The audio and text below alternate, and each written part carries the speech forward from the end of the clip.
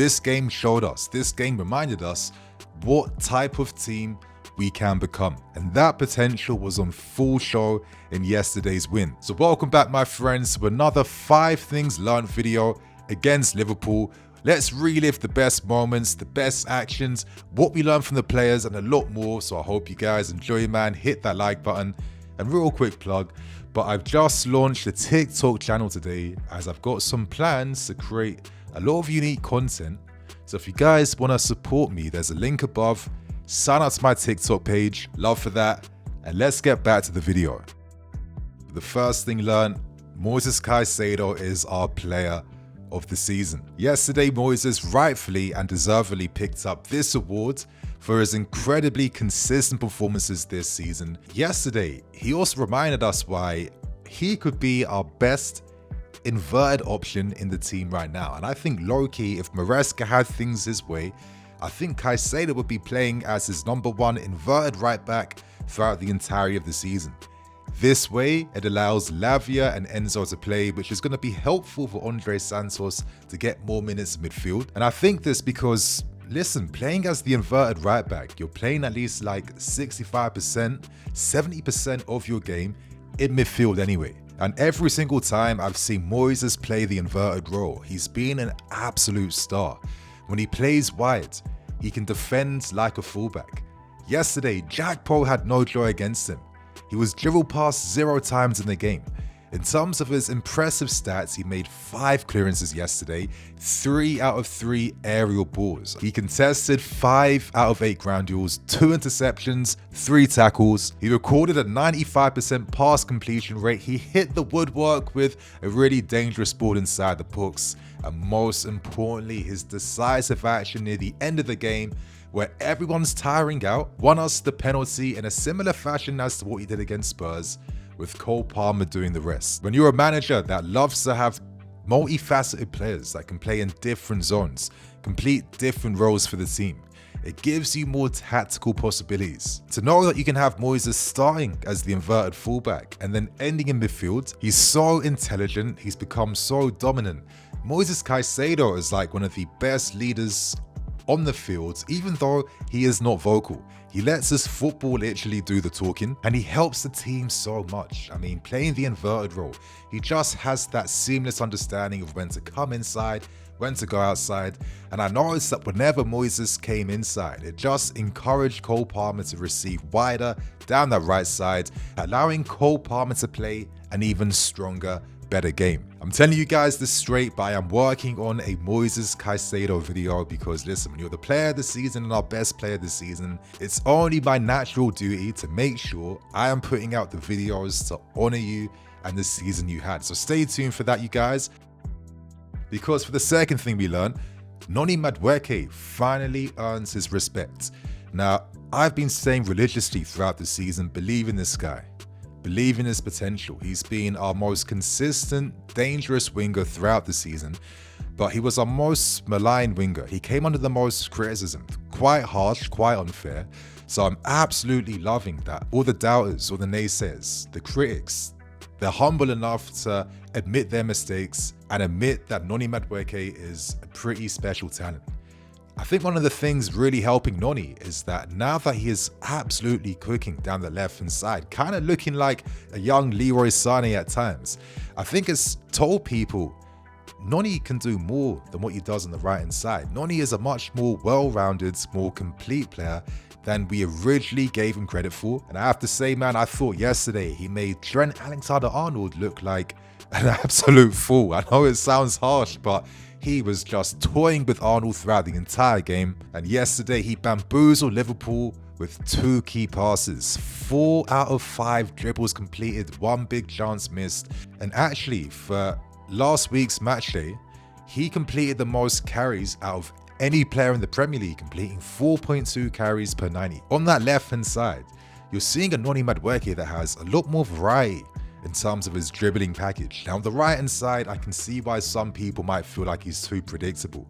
We all know how Noni likes to dribble down the right hand side. We've all seen that TikTok. We know he likes to do that little fake disguise cut back inside. He likes to do that, you know, disguised decoy run and then burst into space inside the box. But you have to give credit to the opposition team for controlling that side and trying to limit his threat. So I feel like for Noni, now that he's on the left-hand side where he's more of like an unknown quantity, he has the license to fully demonstrate what his game's really about. And yesterday, I think he produced the dribble of the game down that left-hand side where it was a mixture of drag backs, you know, in-step, out-step movements, quick shifts and body directions, burst into space, confident dribbles, and he was a constant thorn in Liverpool's side. At the same time though, Noni, for all the talent he has, is someone that can still improve. And I think there was one action in the game yesterday, and I'm going to say something that might sound mad, but you got to understand that I'm just speaking from a purely cold, analytical perspective. That's how I like to see things. But there was a moment on the counter-attack where if Noni was a better player at the moment, he would have realized the best option was to slot the pass down that right-hand side to find Enzo Fernandez in behind.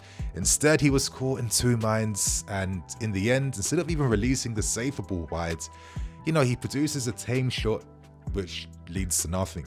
But what I liked was his reaction, because he knew straight away he had messed up.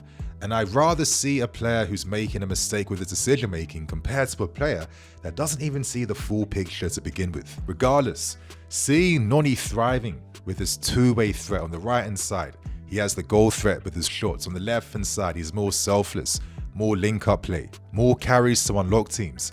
This is going to set him up perfectly in his Chelsea career, and it's a great reminder that there is even more to come from Noni Madueke, and we should all enjoy this ride. The third thing we learned, this is how you get the best out of Cole Palmer. Yesterday, Cole Palmer played one of his best games of 2025. It was a game that showcased all things amazing about Palmer. It was a game that reminded us of Palmer's 2024 year where he absolutely mesmerized all of us. Yesterday was the Cole Palmer show, and he produced 4 key passes, 5 out of 7 long balls, 3 out of 3 dribbles. He hit the woodwork as well too. But bro, the amount of work he put in, I've not seen Palmer work this hard in a long time, yeah? He contested 7 out of 9 ground duels, 3 interceptions, 2 tackles. He was vigilant, tracking back to help defend alongside Moises, and nettled down that right hand side. It was an all-action performance on the ball and off the ball. The thing we all saw and noticed was the amount of creative freedom Palmer had, being able to drift down the right hand side. Now, let's not act like this is the only time this season he's done that. Absolutely not. But I must say, it's my preferred zone for Cole Palmer, and that's for a multitude of reasons I'm about to list. Number one, it's the creative freedom you offer him by opening up that pitch a bit more. Palmer is a lot more influential in all phases of the game. You notice his ability to combine with the right winger. That's either releasing him behind with his world-class weights of through ball passes, or it's even with interchanging with the right winger, maybe drifting to the right hand side, allowing the right winger to come inside. That right hand side allows him to receive from the centre backs and gives us a lot more press resistance to play through teams. That right hand side just opens up a lot more space for him to either play passes in behind, play long balls to switch the play and connect the field, or even carry the ball into spaces, take on opponent players, create havoc, create space for his teammates. But the main thing I love about Palmer playing in this type of zone on the field is what it does for his teammates. How it encourages his wingers, the attacking players, to run forward, to attack the spaces, because they know Cole Palmer will facilitate the play. Cole Palmer has the quality to find them. When you have a player like this, it just makes his teammates better. And that is the full benefits we see from Cole Palmer playing in this role. And it produced 3 superb moments from Palmer yesterday. The first came in the 3rd minute of the game, that beautiful little dummy decoy run to Full Jones before receiving to release Pedro Neto. We can't forget as well too that little Mares-esque run that he produced down that left hand side, which culminated in Palmer's disguised shot at the far post, which unfortunately came off the woodwork, but you could see he purposefully meant to place his shot there. And of course, we can't forget the other Mares-esque run, which lets him playing the key pass to create that own goal in which Kwanzaa scored. Yeah, Cole Palmer, absolutely superb. And if we keep playing him this way, I have a lot of confidence in the Conference League securing UCL football, but most importantly, doing something in this summer's Club World Cup. But the fourth thing we learned, Romeo Lavia just makes us a better team. I keep reiterating this fact time and time again, but as simply as this, the attacking players have more confidence to take chances, take risks, and play more fluidly because they have confidence in Romeo Lavia's relationship with Moises Caicedo. Lavia had 100% complete pass rate yesterday. This is a player that his teammates know won't lose the ball. His teammates know is going to find him. His teammates know he will find them with great weighted passes in behind. His teammates know he will maintain that ball under pressure, but most importantly, his teammates know that he will make those crucial key tackles to break the play up, to give this team another lifeline. I mean, yesterday, 5 recoveries, 4 duels won. He won 2 fouls for the team, and he won 2 tackles in both halves of the field. Before Lavia even played the game yesterday, you could see that little smile on his face, that confidence he was playing with. Like, he raised his ability and you see him show it out on the field. But for myself, there were 3 moments I loved from Lavia yesterday. It was that double recovery challenge where he stops Jones receiving that pass from Mohamed Salah, and then afterwards he's up sharp and alert and he takes one for the team after Van Dijk batters into him. And for my third personal moment, it was that beautifully weighted reverse ball into the right, stronger foot of Cole Palmer to kickstart that move. Yeah, that was just superb play from Romeo Lavia. And I'm just happy that he's starting to play a little bit more. And I've been saying for a long time, you need to have patience in this kid. You can't be giving up on him. You can't be letting frustration take over, saying sell him, sell him, sell him because he's not playing enough. Games like yesterday should be a reminder of the long-term quality and the potential Lavia has to be one of the best holding mids in Europe. And for the final thing learned, Enzo Fernandez has clocked this number 8 role. If you guys have been long-term viewers of my channel, I've religiously said that I've backed Enzo Fernandez's ability to become a box-to-box midfield player. And this season, in 41 games, 7 goals, 13 assists, that's a goal contribution every 2 games. And he's showcasing that knack and ability to score the crucial, decisive goals for the team. And one thing he's shown absolute levels and strides in his development in is understanding how to time his arrivals inside the box. Now, in his first 18 months here, it was one of the weakest parts of his game where he would constantly find himself in good positions, but he was never set up to take the shot first time. He was never set up to get on the end of a move. He was never set up for these moments. This season has been a complete 180 from Enzo Fernandez. You've seen these big goals against Spurs. You've seen big goals throughout the season. And yesterday he scored that decisive goal, timing his late arrival perfectly from Pedro Neto's cutback cross away from all the Liverpool defence, and Enzo was perfectly there with his body orientation to open his body up and slot that away from the keeper. It's a simple goal, but it's the details in the simplicity. Yeah, world-class players make easy things look simple on the field, and this was just one thing that Enzo was struggling with in his first 18 months. So that is the distinction between what he was and where he is right now. He produced 2 key passes for the team, and of course he was ever present with his movement off the ball. But equally, I do want to make this point as well.